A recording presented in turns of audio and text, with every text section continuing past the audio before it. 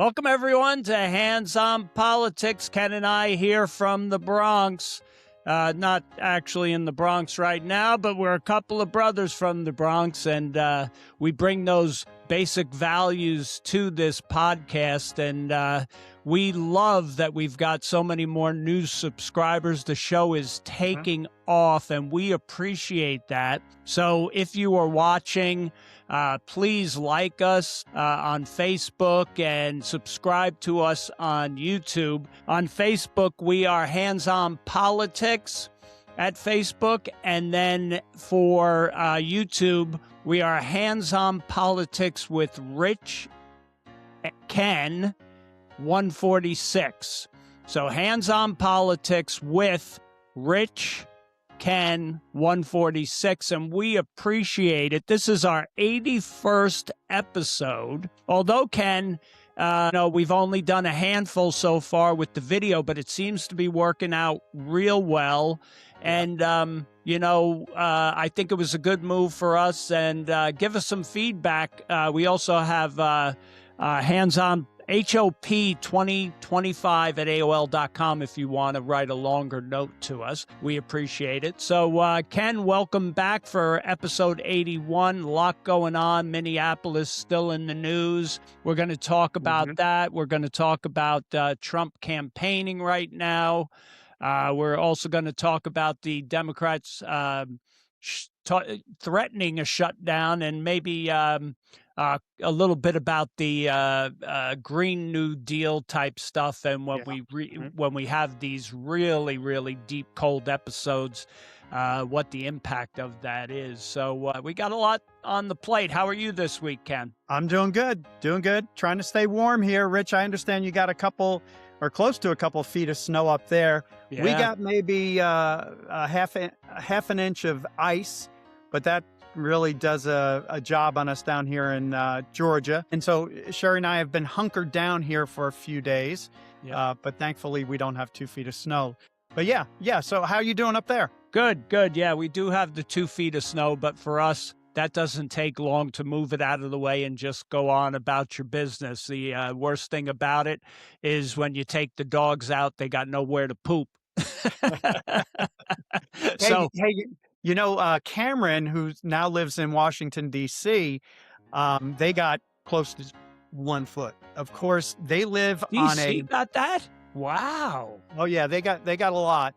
And so when they plow the streets, the snow has to go somewhere, and it goes and it covers up the cars. Oh, yeah. And then with all the cold weather, it's kind of frozen in a lot of the cars. And so Cameron got his first experience with having to shovel himself out. And that was not an easy thing for him to do. Yeah, that's unusual for down south there. I consider D.C., right on the borderline there. It's like the Carolinas and Tennessee and Alabama and Mississippi, Kentucky, all those places. You don't normally see much of this, but the good news is that it doesn't last long, and they'll be in springtime weather before you know it. Not like us up here in the Adirondacks of New York, where we go through the doldrums all the way through April. So, it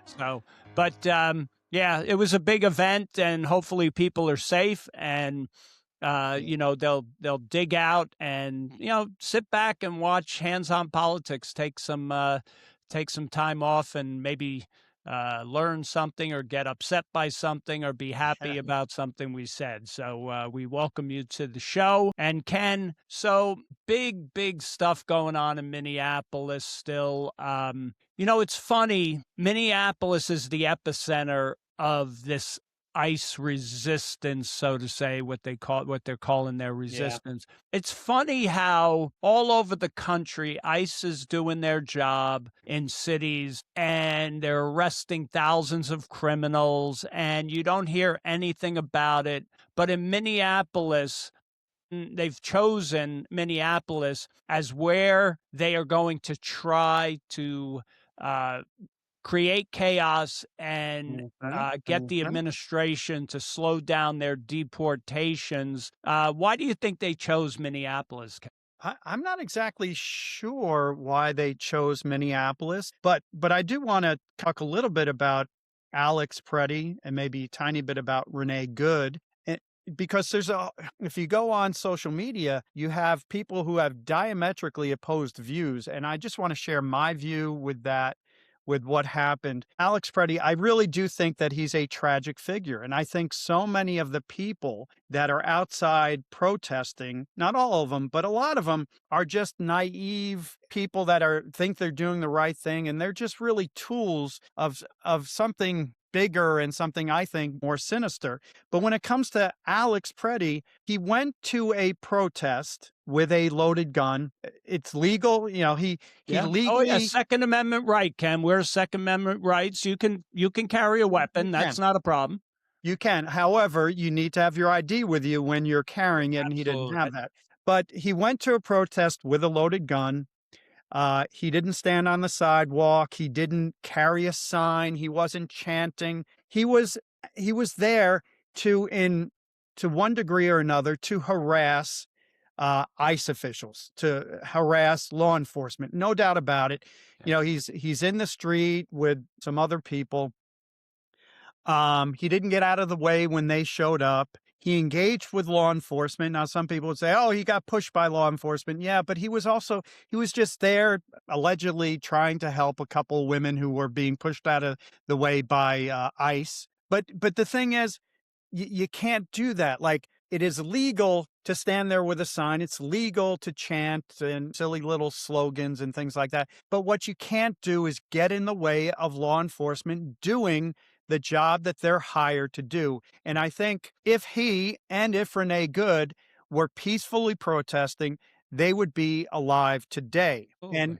And I would say this also: the Tim Walls of the world, the Keith Ellison, Jacob Fry's, other leftists out there. This might sound extreme, but to a large extent, they're happy about what happened to Alex Preddy. They're happy about what happened to Renee Good, because they need something. They need a George Floyd moment to rattle up the base, because they want illegal aliens to be left here in the United States, whether they be violent criminals or they're just people who came here illegally and who are working, because they want them here, because that creates the chaos, the violence that they need, because they think that helps them in the midterms.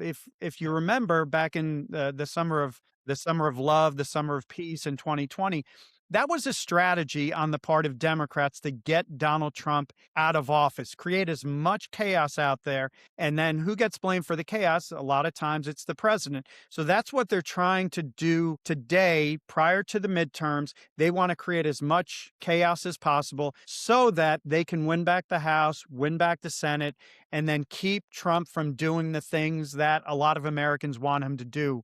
So that's my thoughts on the Alex Preddy, Renee Good situation, Rich. I'll throw it back to you. Yeah, no, Ken, and I just want to clarify. When we say that uh, Walls and Ellison and Fry are happy. They're happy about the circumstance. Not that someone died, but they are happy in the sense that it gives them the opportunity to make political hay out of it. So we're not saying that Waltz wants everybody to die. All we're saying is he's using that, and they need that for their political argument to keep moving forward with this quote unquote resistance. And Ken, I look at this and I think there's a deeper issue going on here with the Alex Preddy. They interviewed his father, and he hasn't been working as an ICU nurse for a bit now. Really? Um, I his didn't know father that. his father said that he got involved with some kind of group online, and he's started to show uh, signs of political signs that he's getting involved. And he actually said that it wasn't a good idea to go to the protests, and so it's a tragic situation that people even believe that getting in the face of law enforcement is acceptable, that's where Hmm. uh, Waltz, Fry, and Ellison and Omar are completely culpable here of inciting their people to think that getting in the face of law enforcement arresting people is acceptable. And they are, they keep talking about peacefully protesting. There's nothing peaceful about standing outside of a hotel where ICE is and trying to break in and Yeah. creating noise and creating havoc, and then standing in front of law enforcement cars, throwing rocks, getting in the face of people while they're arresting illegals. None of that is peaceful or lawful. And I have to give ICE credit for actually restraining themselves Mhm. in some of these situations. And that's where in other cities, the local police handle the crowd control, because the left keeps talking ICE is not trained and ICE is not, they're not law enforcement. Well, yes, they are law enforcement. They have a specific mission, and that's to get illegal criminals out of our country. It's to hunt them down, go to counties and municipalities where they're going to be released, get them and deport them. So they are a legitimate law enforcement organization. Are they trained for crowd control? Probably not to the degree that the Minneapolis police are supposed to be trained for crowd control. So when you talk about Waltz and Fry, they should be encouraging Minneapolis police not to arrest criminals or immigration, illegal immigrants. They don't have to support that, but they should be supporting keeping law and order on their streets. And these ICE agents should not have to be doing crowd control. The reason there's so many ICE agents there is because half of them are there to protect the ICE agents that are in the act of hunting down these criminals, putting them in cuffs so that other people don't get in the way and no civilians get hurt. They are Mhm. doing the job of Minneapolis police, and we'll see if it changes, Ken. And what do you think about, Holman has been dispatched. The head of CPB, he's Bovino, I believe he's been reassigned. But what do you think about this kind of shakeup of the way, the tactics that are going to move forward in Minneapolis? You have any thoughts on that? Yeah, I do. But let me just make a couple more points on Alex Preddy, because what you just mentioned, I didn't realize he's not a nurse anymore. Or he stopped being a He nurse for a hasn't little been while. working. I think his father said it's been a little bit. He's Yeah. that's what the reporting was when when they talked to him. Yeah. Well, I do know that a week prior to him being shot, he got into a scuffle with ICE agents and he broke a rib. I know that. So this Oh, wasn't really? his first interaction with ICE. And the other thing is bringing a gun, and I'm all for the Second Amendment, no doubt about it. Um, but I'm just not. I don't know what his plans were with that gun. People say he was a very nice guy. I worked with him in the ICU, and he was a great guy. You hear things like that, but you don't know what's going on in the minds of people. So just because he had a gun doesn't mean that he was going to shoot up a lot of people, but it also doesn't mean that he was just going there for a peaceful protest, because we know that he didn't. But now regarding the new approach to deportations, I will say I think the current situation in Minneapolis was unsustainable. Even though, like, my gut tells me I want to go after these bunch of punks. I want to stop them from doing it. I don't want them to get any kind of win in any way, shape, or form. I just think there's a lot of punks out there, and they that don't know how to control themselves. But this is my thoughts. Trump in the international realm, what does Trump do? Cuts the head of the snake off. I think that's what the term is. You think about in Iran in his first term, he killed Soleimani, who was Yeah. an Iranian military leader. He killed al-Baghdadi, the ISIS leader. In Afghanistan, there's a story where he was in negotiations or in talks with the Taliban leaders, and he had pictures on the table of the houses where the people he was talking to, where they lived. And he was like, if any of my people get killed, I know where you live. And so he was going after the heads of Heads of, organizations. yeah, yep. Yeah, the heads of the organizations.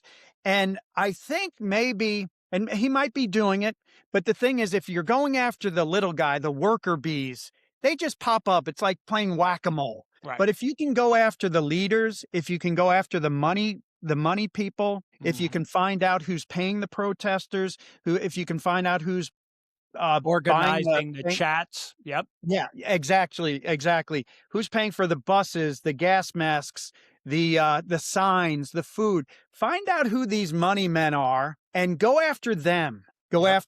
Go after the Walls and the Ellisons and the Fries. And I know that they are, and they might be doing this more so than we're aware of, but that's what you have to do. Like I had a mold problem in my front yard, and the grass guy says, well, you got to get rid of they like to eat little grubs. You got to get rid of their food source, and that'll get rid of them. If you have a bee problem, if you have a termite problem, you don't try to kill individual termites. You go after the queen bee or the Yep. king. And so I think that's what needs to happen. I hope that that is what's happening behind the scenes, even though it bothered me when Trump was basically kind of pulling back a little bit. I think that's a smarter approach than just continuing to be out there, fighting against these kids, because there's Who a don't million of even have a commitment to it. They don't even know what they're fighting. yeah. They, their resistance, they're easily manipulated. They're not very informed on what's happening politically. They just, it's the Trump derangement syndrome that all the people that are instigating them are like, Trump is a Nazi, this or whatever. And they're dehumanizing the people that these people are going after. They're a problem, but to your point, Ken, and I don't see it exactly as backing off. What they're doing, to your point, is restructuring the leadership of ICE. And I think this is an important thing. Tom Homan worked in both Democrat and Republican regimes. He's got a lot of credibility in the immigration world, and he's also he's a hard nose and he's a law and order guy, right? So I think Bavino, if I'm saying his name correct, he's a border patrol guy, right? He is stop people on the border. His expertise is not urban urban warfare. Yeah. So I don't see him. I see him going back to doing what he needs to do and get him there. And now you bring in Homan, and there's a pause, and it's a strategic pause, because Homan is going to say, we are going to continue what we're doing. And what you're going to do, Minneapolis, is you're going to do your job, which is to protect my guys. And he's using whatever leverage he has, because he's going to tell them, we're not stepping down. But in the meantime, to your point, what the Trump administration, Treasury, FBI, what they're doing behind the scenes. They've already tracked one of the billionaires who is organizing this, supported by the China, which is not surprising. No, not at all. So and they've got to be close to getting to the head of the snake, to your point, because they have got people now with the Signal chat that what do they call it? Encrypted app that they're using that tells them where Border Patrol is. I think there's a whole bunch of things that are about to shift in Minneapolis, and Homan is coming in and saying, this is what you're going to do. Otherwise, these are the ramifications for that. But I also think they're getting closer to this fraud And Yes. the big thing in Minneapolis, you know, whether it's Omar staging this, person in the audience came up and, sprayed her with something, and you look at her reaction and you're like, yeah, I don't believe any of that. Wait, Um, hold on one second, Rich. Was that your? We haven't talked about this, but I watched that last night, and I'm like, that's fake. that is fake. The guy was half drunk. Exactly, The guy exactly. could hardly stand up. And then her reaction was to kind of go like the security guy came from the side, kind of tackled him, and Omar makes a move towards him or something. Yeah. And I'm looking at going, no way. If that No, was fake real and news you right there. didn't know that that person wasn't, that person could be wielding a gun or a knife and you're going to go at them Exactly. as Omar? Come on. That was so staged to make her. Now I'm sure I can't stomach MS Now or whatever it is, but I'm sure it was there say, "Oh, look how brave she was. She went after." Yeah, give me a break. That No. that thing was so ridiculous. But the bigger point being, the fraud is deep in Minneapolis, and they are at the head of the snake for fraud. And there's, I think, a lot of stuff about to go down. They're finding the money sources for these protests, and then they're looking into Omar's 40 million, $30 million in 1 year. Where's Yeah. that money coming from? They're saying that the wine company that she supposedly invested in, there's really no wine coming out of there. So what is that all about? So there's a lot of fraud, and they're creating chaos, and they're hoping that that's going to kind of make it look like Trump is going after them specifically with like a retribution type thing, so that they can feed their followers some kind of BS that they can hang on, because we know, Ken, Trump derangement syndrome is real. It's Mhm. absolutely real, and a lot of good people have been inflicted by it, Mhm. and they can't stand him to the degree that it doesn't matter what the facts are. If they can make Trump look bad, or if they can hang something on Trump, they're going to do it, because Trump derangement syndrome is real. So, I don't see it as a retreat at all. I see it as okay, we're going to have a meeting with these people and we're going to let them know where we're going next. And so, you know, I that's my Yeah. take on the changeover in Minneapolis. Yeah, well, I heard Trump talk a little bit about his phone call with Tim Walz, and I heard Tim Walz talk a little bit about his call with Trump.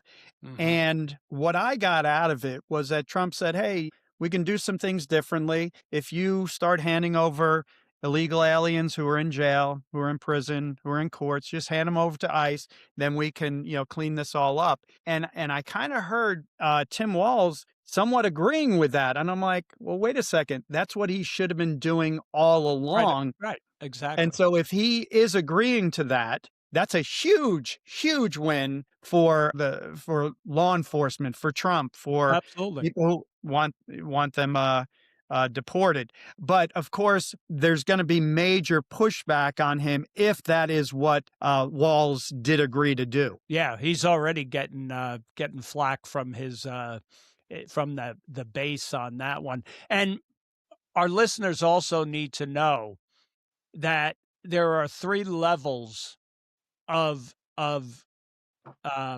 ICE deportations. There's the state prison system, county prison system, and municipal prison system. The problem is in the county and the municipal system, not the state. The state has turned over, I think, 84 illegals that were being released. So the state commissioner was interviewed by CNN, and he conflated the three systems and saying, "Oh, we are releasing prisoners," and he was Mhm. the commissioner of state prisons, state penitentiaries, and Oh no, we are releasing, we get the ICE detainers and we call them and we cooperate. What he wasn't saying, he doesn't oversee the county or the municipalities. Yeah. That's where the big problem is. And I believe, you know, Governor Walz can force Fry to release or work with ICE, but Fry seems to think he's like Gavin Newsom in Yeah. my mind. He's all slick Willie. It's all about me, and I'm gonna resist to the end because I'm a Superman, and he's just a fool.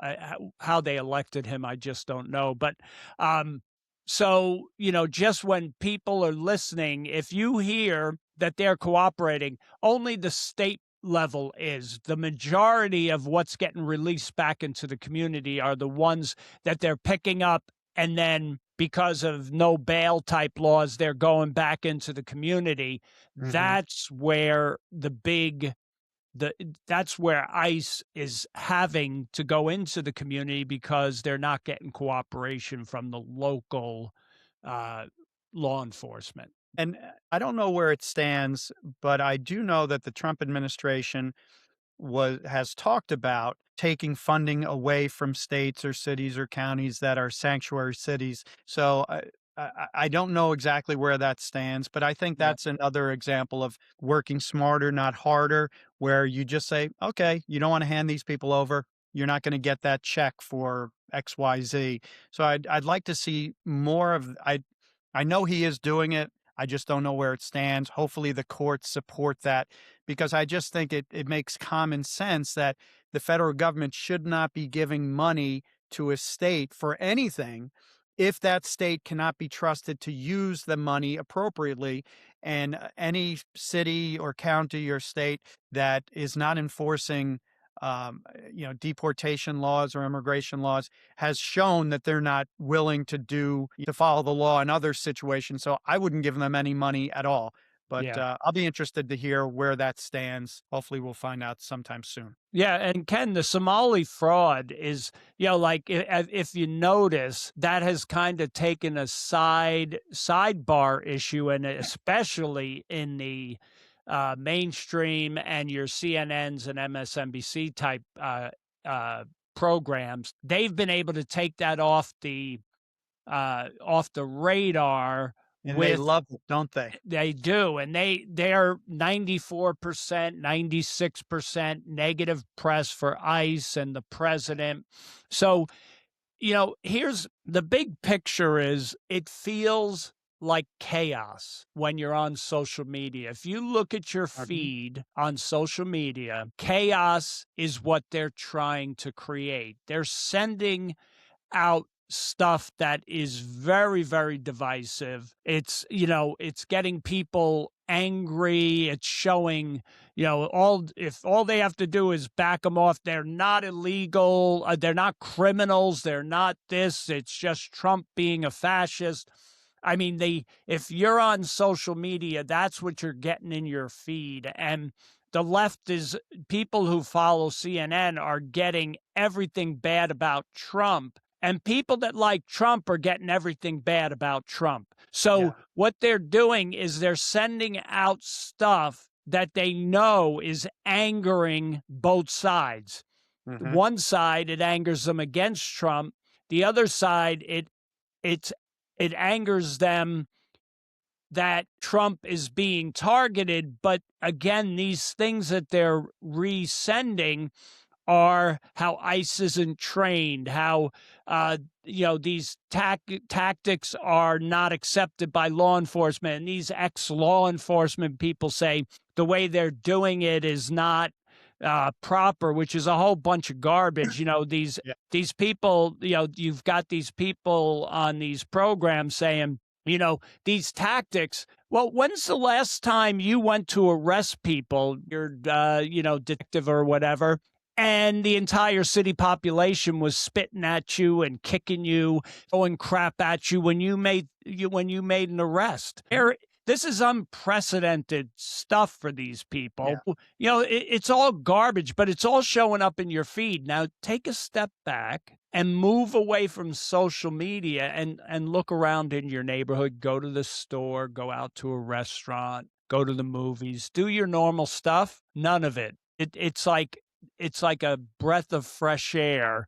Social media is creating chaos, and the more people are on social media, the more chaotic they get, and the Mhm. more involved they get with, getting angry, this divisiveness. We're all being manipulated here by both sides, and we got to step back and take some common sense here, because all of a sudden these Alex Preddy photos of what was happening are now being enhanced and these are AI photos, no doubt, and they're being enhanced from both sides, whether he had a gun in his hand or he didn't have a gun in his hand. You can't trust any of those photos. You got to step back and let this process go through, and not lay your cards on the table with some of the crap that's showing up in your feeds. We're all,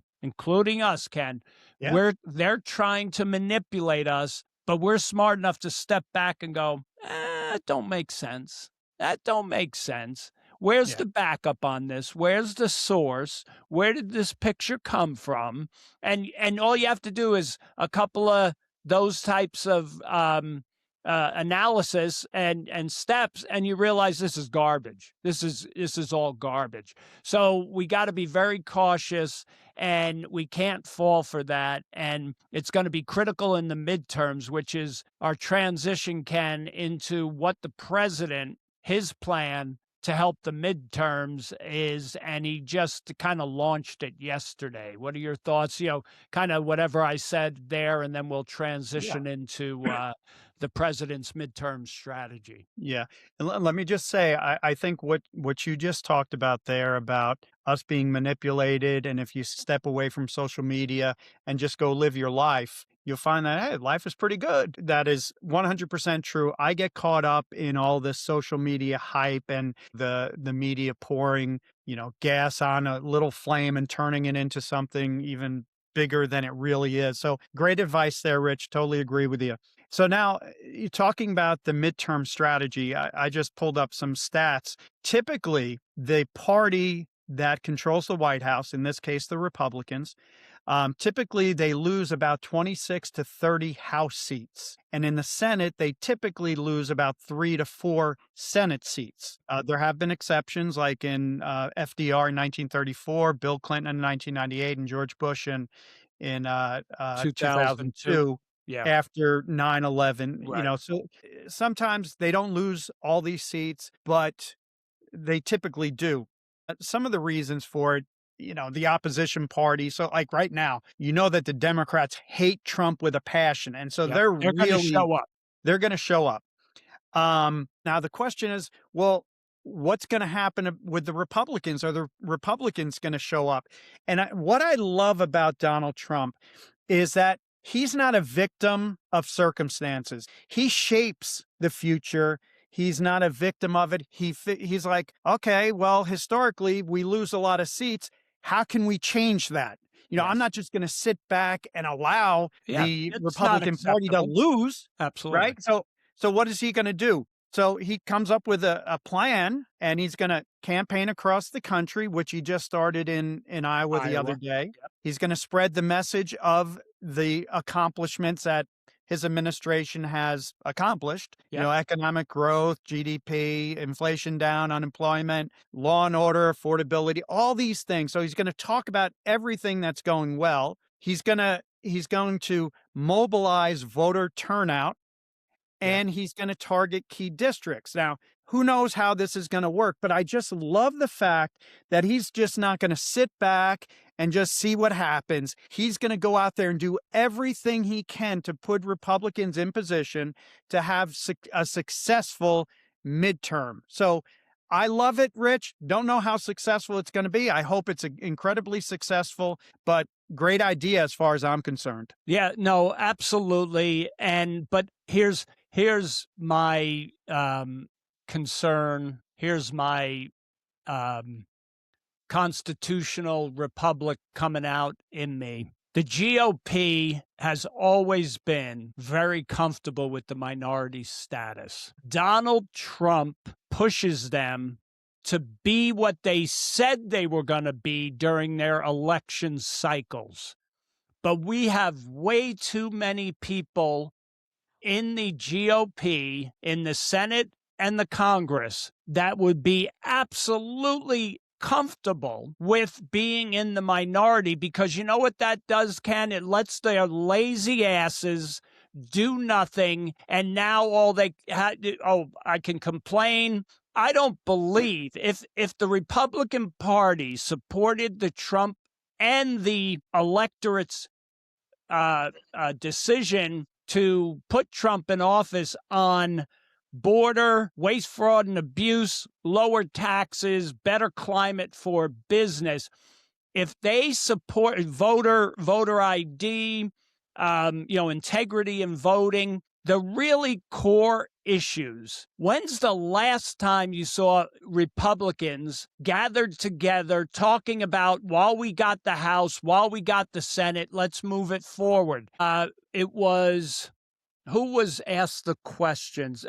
Somebody I respect very much was asked the question, what about the filibuster? Mm-hmm. And their answer was simply this: if they had 5 things in the Senate that they were going to pass, the SAFE Act, term limits, just throw that out there, voter ID, you name the big issues, immigration reform that made sense, you name it. 5 key issues that they would vote on if they got rid of the filibuster, or maybe a balanced budget, maybe something as radical as that. They would support. It was Ron DeSantis. Ron DeSantis was being interviewed, and he basically, I love Ron DeSantis. He's a wonderful manager. He is exactly like Trump, except he's not as crass, and he's much more articulate when it comes to getting his point across.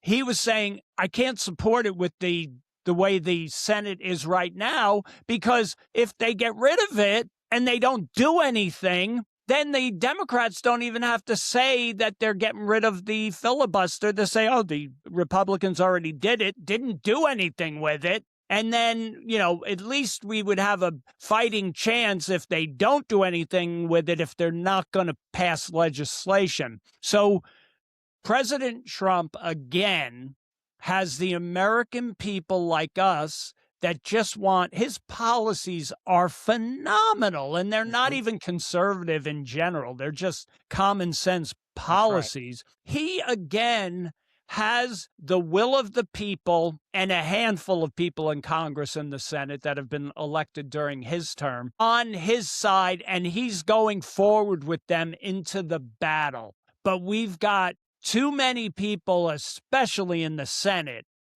that just don't, they would love to see Trump, to spend the next 3 years of Trump's administration, it'll be 2 years when the election happens, of just going through impeachment. Nothing gets done. They can go back to being corrupt, go back to the NGOs that they support and get their money, and their wives and their kids are working for, and they're stealing our tax dollars. They can comfortably go back to that, saying, sorry, we're not in the majority, so we can't do anything anyway. This GOP is pathetic. And Donald Trump is trying to light a fire under them by getting the American people to light a fire under their representatives. So you got to love the strategy. I don't have a lot of confidence in it, Ken. I've already kind of sat here and said, unless something really different happens, if, the economy all of a sudden, like something wonderful, everybody's like, oh my God, this economy, and it's going in the right direction.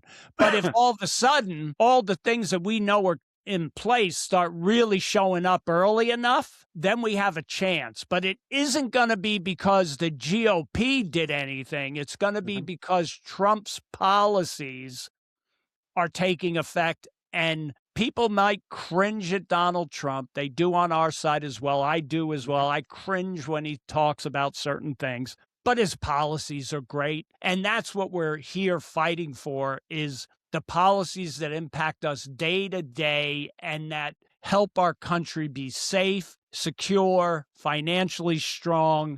Uh-huh. And, that's what I love about his midterm strategy. But it won't be enough if everything else doesn't start to kind of fall behind what he's doing. Yeah. Yeah. Rich, you said it all there. I can't disagree with anything. I think Come on, it's Ken. no, no, you really, here's the thing. Do I think the Republicans have a chance at maintaining the House and the Senate? It's going to be, if they do, that would be amazing. Can it happen? Yes, if the economy, like you're saying, if the economy just does great, and if the price of housing and if the price of Healthcare. healthcare can come down, yes. But those are really huge things, right? The economy has to take off, the expense has to go down. I think we are seeing Oh, yeah, both we're of those seeing the things. start of it. Yeah, Absolutely. we are Absolutely. seeing the start of it. Um, Will it but happen in time? That's the issue. that's right. And I think of people like my son Cameron, because Cameron's the one who, he'll complain about the price of housing. We can't afford a house, and then Sherry will talk about the expenses at the grocery store. So when those two people in my life are like, oh, the price of housing is getting realistic. Oh, I went to the grocery store and beef was an acceptable price. $1.99 a pound again. Yeah. Yeah. If that happens while the economy is growing at 6%, unemployment is going down to record levels, then they have a chance. But it's got to be more than Donald Trump pulling this cart. There's Yeah. just so many Republicans that are very comfortable being the faithful opposition or whatever it is.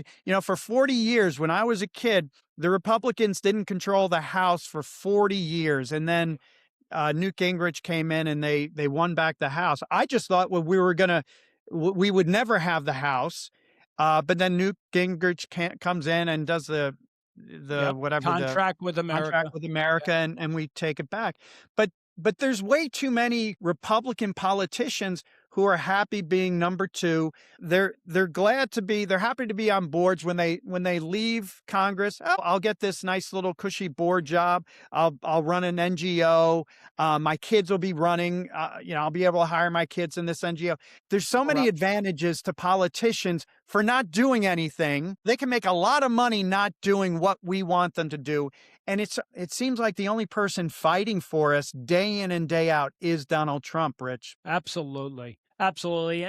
And to all our friends out there, I just want you to remember policy, personality. Personality, it may annoy you and you may cringe and you say, oh, I wish, Marco Rubio or JD Vance was doing more talking. That's one thing. Personality. It does not impact policy. Our policy is what we want to look at. Do you agree with shutting down the border and keeping illegal criminals out? Most of us do. Do we want to? 90% of people want illegals, all illegals, out of this country when Donald Trump first took office. Part of this chaos is to make it look like he's going after Americans and these people that are working hard, which is a crock. So don't fall for that.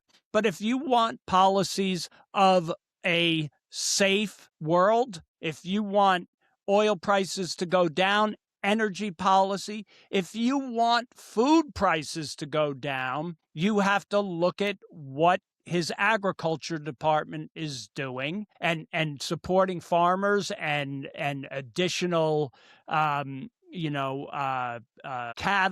and crops and all that, allowing them to grow more and sell more all over the world. It's like American manufacturing jobs? Do you want Yeah. more jobs here for your kids? Do you want lower taxes? You got to look at all the things that Donald Trump is trying to do policy wise. How about when your grandkid has an account for $1,000 that by the time they're 25, if it's put into even a medium risk security, could be tens and tens of hundreds of thousands of dollars when they're getting ready to go to school, and they can use it for education or use it for a house, things like that. That's what you have to look at. Not Yeah. that Donald Trump called somebody, Newscom.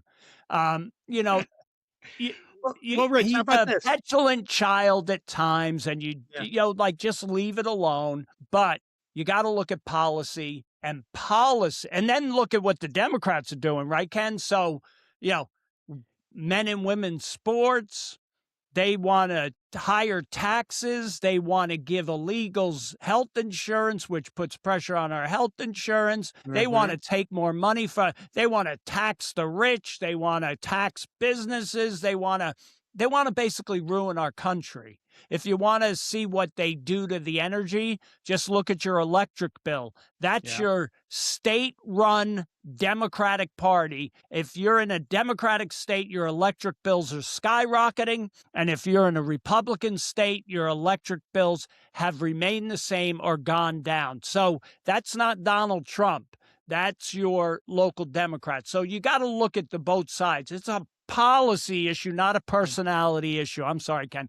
No, It's no, just no. one of those things that drives me crazy. Well, and one of the very big issues was, if you remember during COVID, we learned that we don't make a lot of things in the United States, Yep. whether it be PPE, whether it be drugs, whether it be computer chips.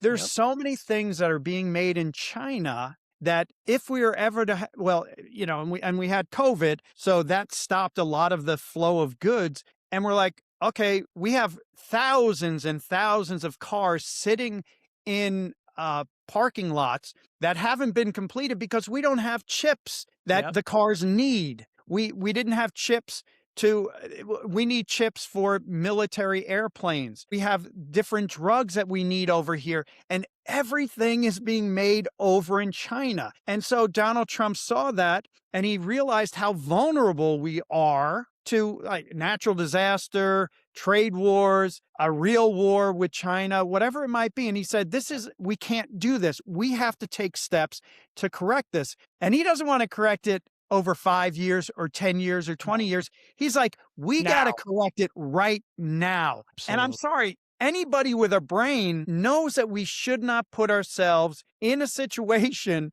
where if we get into a conflict with our number one adversary, we're not going to have all this stuff that we need. Absolutely. Nobody with a brain would say, oh, we don't have to worry about it. We don't have to do anything. Donald Trump did it, and he's taking steps to correct that through tariffs, through trade rules. He's dragging Republicans with him. So there's so many things that Donald Trump is doing that are really, really important. And so I'm more than happy to ignore his his personality quirks. His personality, yeah, things like that. He's doing some very important things for us, Rich. Yeah, and I want to make just 2 quick points. I'll try to be quick. But history lesson. Our jobs were outsourced by both Democrats and Republicans. Yep. Donald Trump is the first one to hold Republicans always campaigned on America and conservative low taxes, blah, blah, blah. They were just as guilty as Democrats shipping our jobs off to foreign nations, China being one of the biggest, and just outsourcing our jobs, could care less about Americans. So that's not, I'm not supporting Republicans because in that sense, they were just as guilty. And Donald Trump knows this because they were being corrupted. They were being given, campaign donations for doing it. So they are as guilty as Democrats, and Donald Trump has turned that, and they can't do that anymore because Donald Trump shined a light and all the rats ran, Mhm. and instead of just saying they're going to bring back American jobs during the election cycle, Donald Trump is forcing them to do it. One last thing. I see a lot of memes out there about how the world doesn't respect us because of Donald Trump. That couldn't be further from the truth. The Europeans get offended when, you know, Donald Trump doesn't do his statesmanship. But when Donald Trump says something, they know it's true. First thing is NATO. Without the United States, NATO is nada because they have used our capabilities to funnel money into their domestic welfare programs at the expense of us taking over the responsibilities of NATO. Mhm. If we were not in NATO, and Rubio made this comment at today's Senate hearing, that the French, the Ukraine deal, which has guarantees, security guarantees for Ukraine, here's how they work. And Rubio pointed this out because he was challenged on president's treatment of NATO partners. He said, here's how it works. The French and the English they're going to be the front line of security guarantees, and the United States is the backdrop. And he said, if we were not the backdrop of that security deal, you don't have a security deal because Mhm. France and England could not stop Russia. Mhm. They need the United States to be part of that deal. So Donald Trump points that stuff out and he says, you have to increase your spending. He did it in the first term. Yeah. Not all of them have done it. He's now, forcing them to put up at least 5%. It should be higher. But Mhm. if Rubio said that they would have to spend 10% of their GDP currently to even make up the difference of what we spend in NATO. So basically what he's saying is without NATO. So when the president, it's not about diplomatic blah, blah, blah. Mhm. It's about reality. And he Yeah. knows it. And he knows Russia knows it. And he knows China knows it. And he knows Ukraine knows it. And he knows every European nation knows it. They have not been doing their job and they're being scolded by the adult in the room who is Mhm. Trump. And you may not like the way he does it, but he gets it done. And That's right. that is the respect part of it. You might not respect the words he uses, but the actions he takes and the results he gets are what we need. And, Yeah. we are not going to have to repair relationships because we're going to be strong and they're going to respect the United States, the next president that comes in. Yeah. They might get a better speaker or whatever, but what they will know is Donald Trump set up the foundation for a better Europe and a safer Europe because of his crass actions and Yeah. his, in your face and shutting down the China deal with Canada. Oh my God, how can he stop the deal? I mean, why is Carney going to China? Well, Carney's just a left-wing fool, and Mhm. the Trump administration shut that deal down and Bessent said, what is that? What are you doing because you don't like Donald Trump? You're gonna Mhm. deal with the communist China? What a fool you are. And that's the way you deal with these people because it is foolish. Yeah. And I don't care what words you use. If you get the results that are good for everybody, that gets respect. And Mhm. that's what we need in the world, not words with no action. We need action. Again, Rich, I just think of Donald Trump. It's like, okay, NATO funding for NATO. Okay, the United States pays 95% and you guys pay 5%. That doesn't seem fair. No. And now the diplomatic presidents of the past would say, "Well, okay, well, maybe we need to tweak that a little bit." And Donald Yeah, Trump's like, "No, you guys need to pony up to the bar here and start paying some money." absolutely. And yeah, like you're We'll have a saying, committee and we'll talk about it next that's summit, and we'll have another meeting, and then we'll talk about it at the UN, and they'll have a meeting, yep, and it's all BS. And people who support Trump are tired of the BS, and you can have yeah, all the diplomatic talk you want, but if nothing happens and you end up in a worse place, who gives a damn what words they use? Because you're already in a bad place, and now you're putting yourself at risk for, all kinds of conflicts in the world right now because of the strength and the actions of this president. Everybody's on notice that they're going to do the right thing because they're dealing with somebody that's hmm holding them accountable. hmm And that's why they respect him. And they're not bowing down to his knees or whatever. They are facing reality that that's right. when the United States talks, you better listen because we have the largest economy, largest military, and we're now willing to use it where it is in America's interest. And if it's in American interest, this president is going to pursue it. Yeah, well said, Rich. You ready to? Let's see what's next on our agenda here.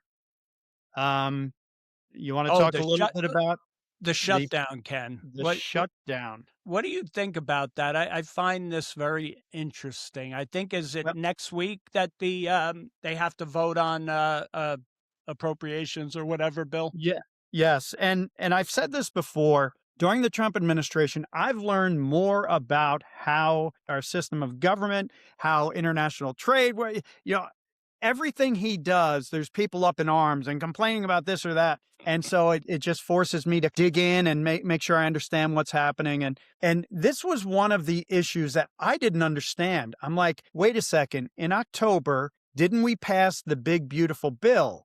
Yeah. And I know we did. So what the heck is this appropriation bill that we're passing?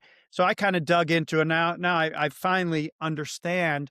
But I also dug into other things like regular order, which I don't know if you've heard Oh, Mike Speaker of the Johnson. House Johnson. Yeah. Mike Johnson, he wants to get back to regular order, and I'm like, okay, well, does this get us back to regular order? And it doesn't. But here's really what it comes down to: is the appropriation bill that is being voted on now. That's more of a bill that pays for all the different departments that we have out there, pays for the lighting, pays for Operational wages costs. and Yeah. benefits and things like that. Whereas the big beautiful bill was more of a policy bill where it changed the rules and it changed the policy. Tax So code. Yeah. the tax code, Yeah. changed some things with Medicaid, Mm. changed some things with So the immigration law. So that was more about changing the rules and how the government is run. Whereas this bill, the appropriation bill, really changes how, or doesn't change. It just pays for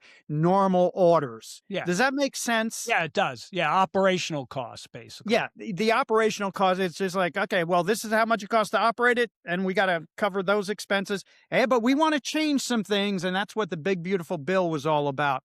But then there's also what are regular orders? Well, regular orders, typically what should happen when the House and the Senate pass a budget, there's all these line items that say, okay, you get to spend X amount on Homeland Security, you Right. get X amount for education, X amount, and it tells the executive branch how much money you get to spend on all these individual line items. Okay. That's what regular order does, as compared to the Just a continuing resolutions. appropriations bill. Yeah, No, continuing the resolute. resolutions, which the continuing resolutions just say, all right, last year you spent X amount. Okay, we're going to bump that up by another 2% or 3% or whatever it is. But here, so you're basically giving a lump sum of money to the Yeah. executive branch. So what it does when you pass a continuing resolution, it takes power away from the House and the Senate to dictate to the executive branch what they're allowed to spend money on. And so you want to get back to regular order because that's what the power of the purse, which is in Congress, the regular orders give the Congress the ability to say, this is what you get to spend money Right, on. they move money around, they can move, $1 billion from education to defense or whatever the case might be, right? That's right. So hopefully that made a little bit of sense. Yeah, So very well said. yeah, so right now, if in the bill, in the appropriations bill or the appropriations package, if it doesn't get passed, then there will be a partial government shutdown, and it'll so all the administrative people who aren't necessary, all the people who aren't necessary won't have to work, Right. and all money that needs to be spent, um, to some external organization, that won't get spent. But we'll be fine because ICE is covered, immigration is covered. Their budget has been passed up until 2029, and so basically the Democrats don't really have any leverage here. So they're going to talk big and bad. The Republicans will give them something, but even though maybe there'll be a short government shutdown, I don't expect this to go anywhere. So. So uh, so if so, you know, th we would think politically the Democrats would not wanna shut this down because, it just people don't like when the government gets shut down. But say they do shut it down, Ken, what would be the Democrats' narrative on why it was so important to shut down the government if ICE already their Homeland Security budget has been passed? Yeah, I don't think there is any benefit. They are trying to take advantage of the uninformed, population. You hear the Democrats are standing up and they want something to change with ICE. Nothing's going to change with ICE. The only thing that'll happen is like TSA won't get funded, parks won't be funded. There'll be some things that the Right, Democrats won't fund. non-essential doesn't get funded. Yeah, the non-essential, but these non-essential things are things that Democrats want. It's things that Republicans don't care as much about. And so, they're going to say, I'm fighting against ICE, but no, they're not. They're just lying because ICE will not be impacted by this because ICE is already funded. So I think that's why I don't think it's going to go very far. I think that the Democrats will talk big and bad for a little bit, but they're going to have to sign off on it because it doesn't really do anything other than maybe shut down the government for a little bit, and that doesn't help them. Yeah, but they didn't have much to stand on the last, issue as well. So, that they it sounds like they will be playing to their base, which I'm not sure, like, justifying a big shutdown for your base is smart because now they get a lot of oxygen, and most people don't like the Democratic base. Most people, the Democratic base are the communists, the socialists, the anti-America group, the people that are in Minneapolis, anti-ICE, they're the men and women sports groups. They are, they're anti-law enforcement. Abolish ICE will be talked about. That, to me, is a recipe for disaster, which do what you want. Government shutdowns don't impact me. I would like to see the military get paid. Yeah. Um, everybody else I could care less about, but the military and law enforcement should get paid. But if they're getting paid and they want to shut it down, I think I don't want to make a bad calculation here, but I would think it would be good for Republicans with them kind of supporting abolishing ICE. I don't think anybody wants any rational person wants to abolish ICE. So politically, it'll be interesting to watch. Um, but to your point, they may just bolster and blow out their chest and then just kind of quietly vote in the middle of the night. Who knows? Yeah. Um, Yeah, Yeah, it'll be interesting for sure. yeah, and that's what I think will happen is that in the middle of the night they'll sign off on it. However, with Republicans, the biggest challenge is always getting the message out Message. because yeah, Absolutely. That's the only downside. yeah, because the Democrats can say whatever they want, and the mainstream media, which They is, don't I hold mean, them it really accountable. is a Democratic media, right? Yeah, I it mean, is. It's the Democratic Party.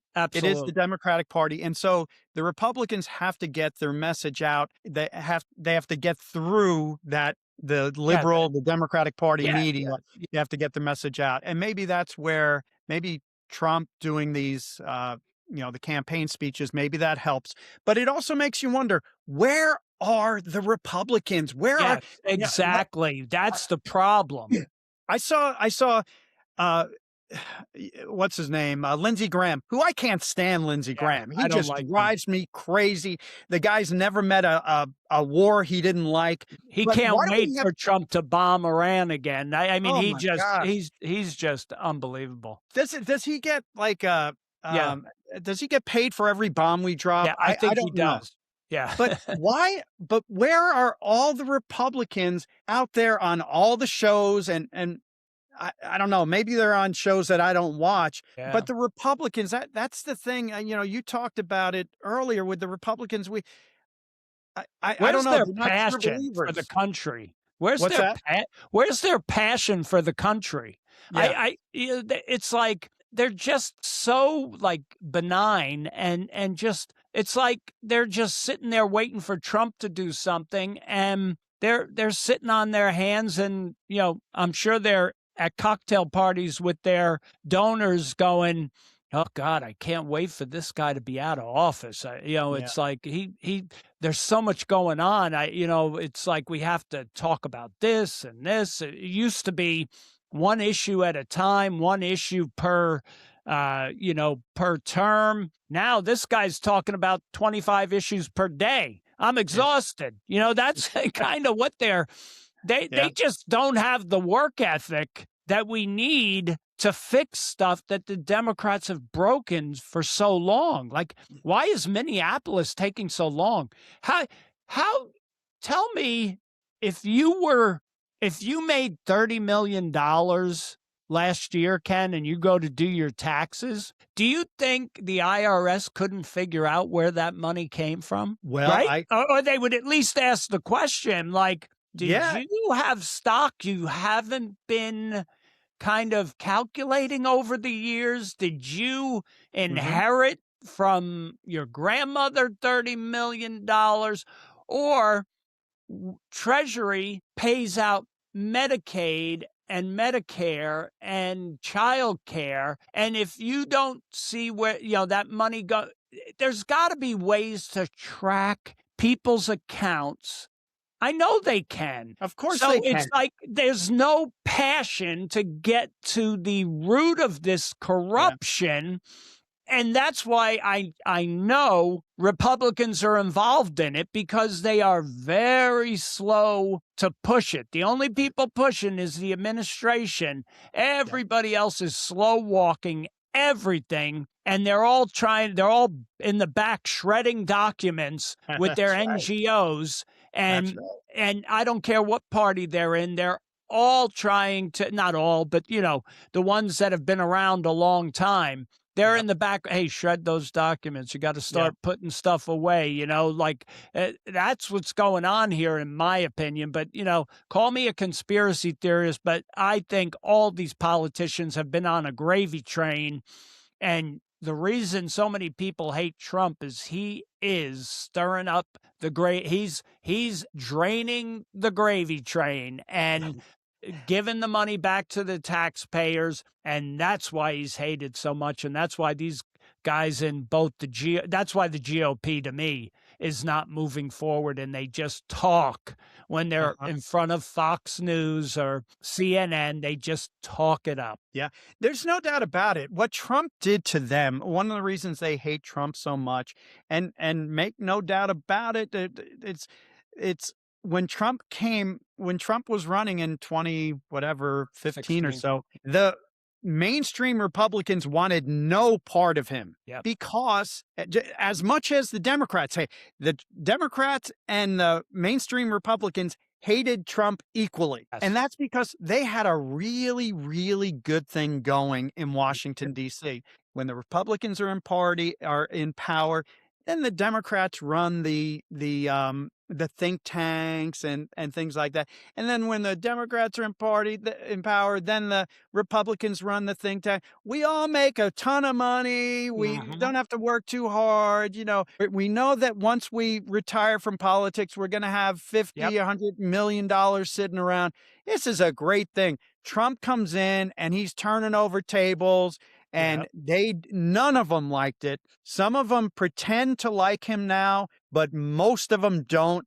There's a handful of people who like Trump and will support him, but it's so, so small. They don't think of it as they don't think of Washington, D.C. as having a problem like we do, Yes. because they're becoming rich from Washington, Oh, D.C. absolutely. They live the lifestyle. They're the Hunger Games. They are, they're Yeah. the capital city in the Hunger Games. That's exactly what it is. That's why the Hunger Games were so popular. That main city was Washington D.C. to the T.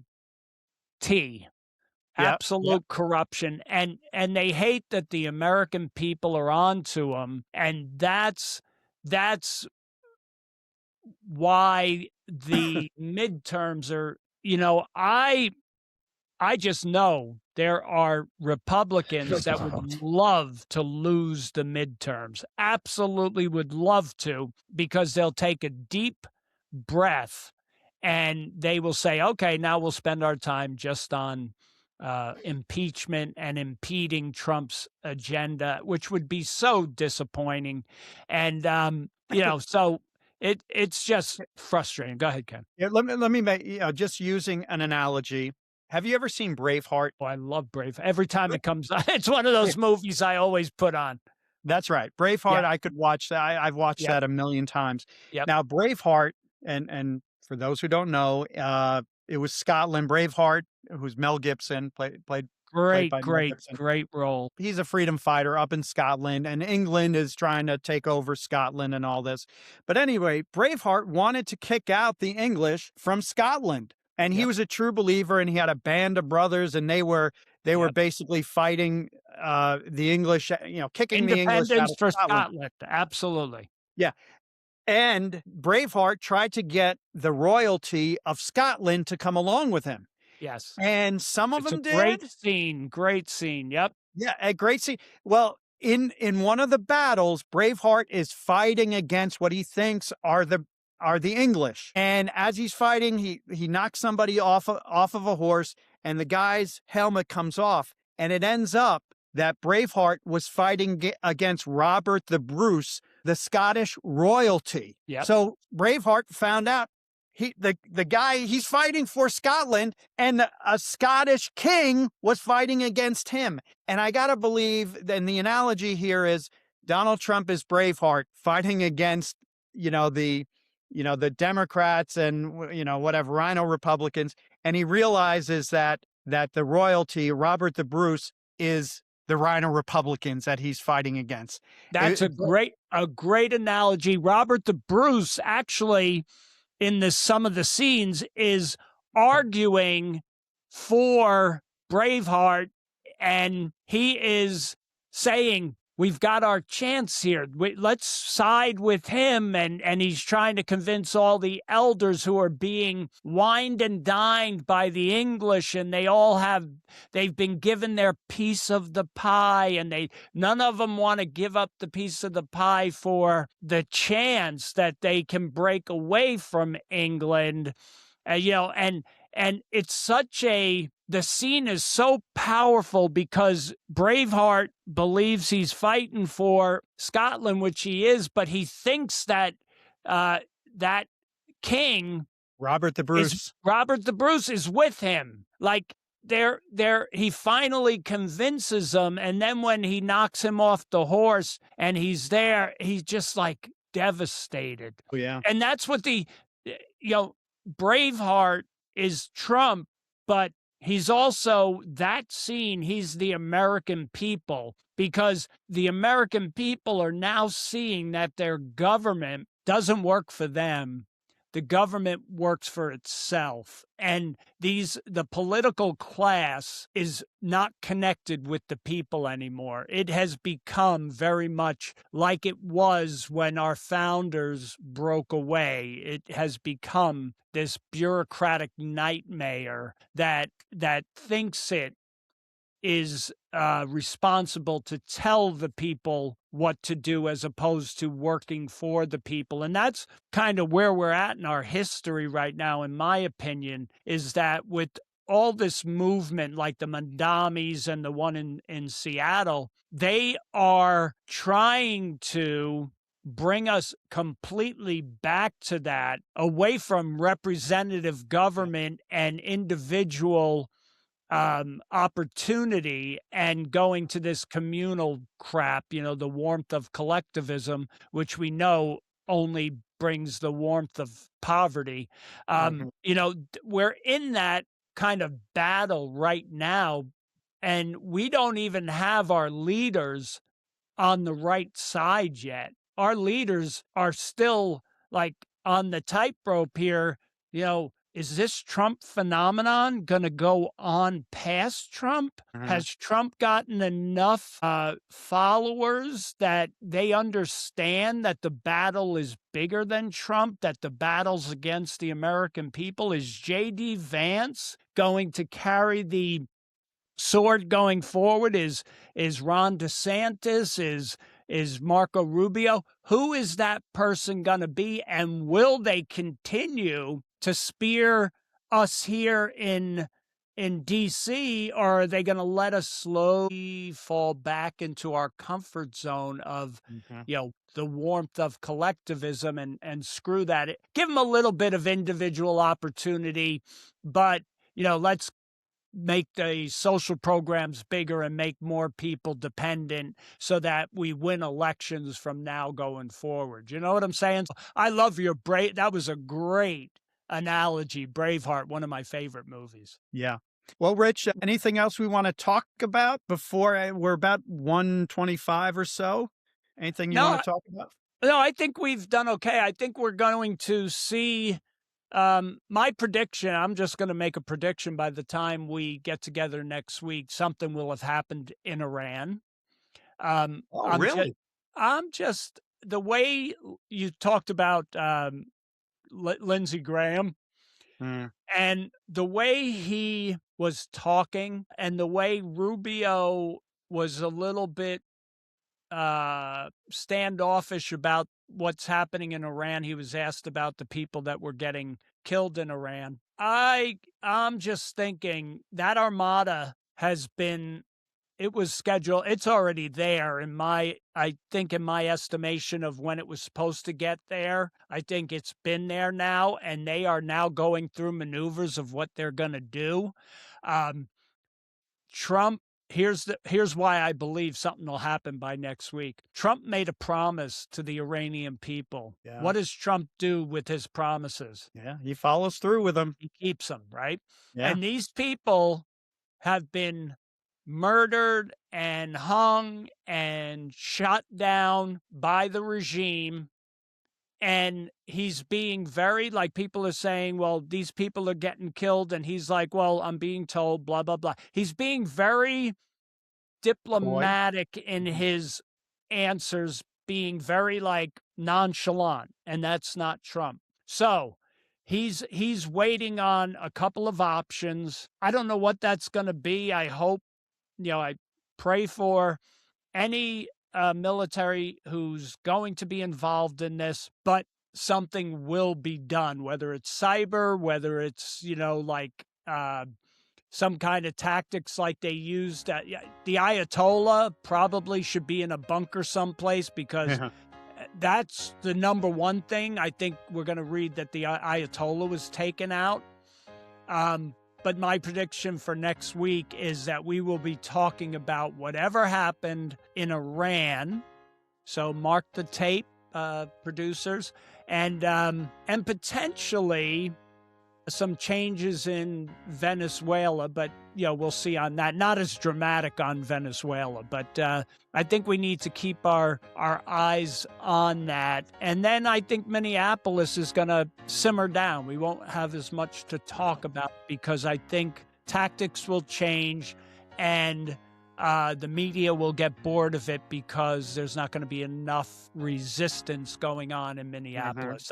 That's my, not that there's not going to be arrests going on, but the resistance is going to somehow be partially dismantled, and it won't be as effective as it is right now. So those are a couple things that I think we'll be talking about next week, or maybe not. With Donald Trump, you never know what we'll be talking about next week. That's right. You just know that it's going to be something different because every single day, every single week, every month, he's doing big, huge things. So, yeah, we're never out of things to talk about. And I just want to thanks for watching, but I want you guys to go to our Hands on Politics with Rich Ken 146 and subscribe to our YouTube channel. And I want you to check out, Ken has been doing these Hop Minis, and they are fabulous little segments of really good nuggets about, political topics, whether it's the Supreme Court, some of the ways, they're all political, but they're short, couple of minutes. You'll get a lot out of them. And also, next week, Ken, do you think we're going to try to do a live simulcast so that people can kind of check us out live and maybe they can watch on our Facebook, Hands on Politics Facebook site, and you can give us thumbs up or thumbs down or whatever while we're talking live. We're going to give that a try, aren't we, Ken? We're going to give it a try, and I'm very excited about it. We'll see how it goes, Rich. Yeah. And we're still working on getting some guests. We want to make sure that the guests we bring on are seasoned with the media, so that you get a great show. So we've got a bunch that we've been reaching out to, so we'll see where that goes. But we really appreciate the additional people that have been following us especially on our Facebook site. We've gotten thousands and thousands of likes on some of our posts. We appreciate that. Our followers are growing, 20-30% a week. So we appreciate that. And we appreciate you taking the time to listen to a couple of brothers from the Bronx talking about politics, trying to make politics understandable for those who may not understand politics. So, Ken, we will see you next Wednesday. And thanks, everybody, for dropping by. Take care, Rich. Take care, Ken. See you next week.